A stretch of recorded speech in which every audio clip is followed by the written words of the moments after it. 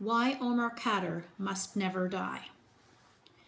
The 15-year-old man-child who confessed to throwing a grenade that killed Christopher Spear and maimed Lane Morris should have died on the battlefield.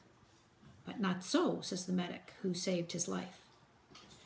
Admittedly, if Khadr had been left to die, Justin Trudeau would have $10.5 million more to spend on other convicted terrorists. But how would you have reacted had you been the medic confronted with the gravely wounded jihadist team? A difficult decision, and the right one, in my opinion.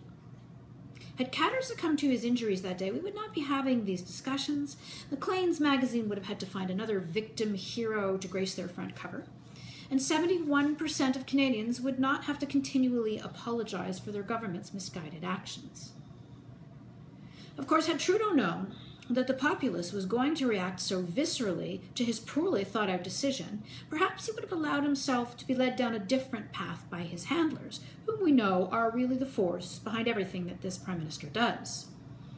And so, to add insult to injury, the whole deal was done quickly and secretly, ensuring that the real victims, the widow Spear, her two fatherless children, and Morris, would not be able to reach into Khadr's pockets to claim what should rightfully have been theirs.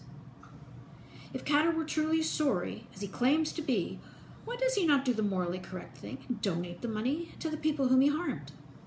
As a nation, we must remember this lack of judgment shown by our incompetent and misguided PM and remind him of it come next election cycle. And Khadr must live on.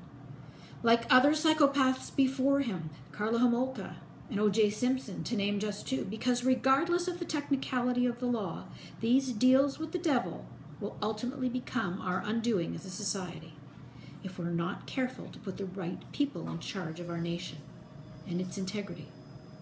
Khadr must not die because we need to be reminded of what good men should do, not what partisan politicians tell us about our moral obligations.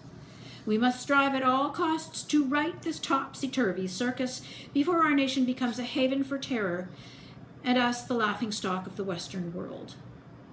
Khadr must not die, but Khadr must also not be allowed to enjoy a single penny of our hard-earned tax dollars. 71% of us have shown just exactly what we think about that.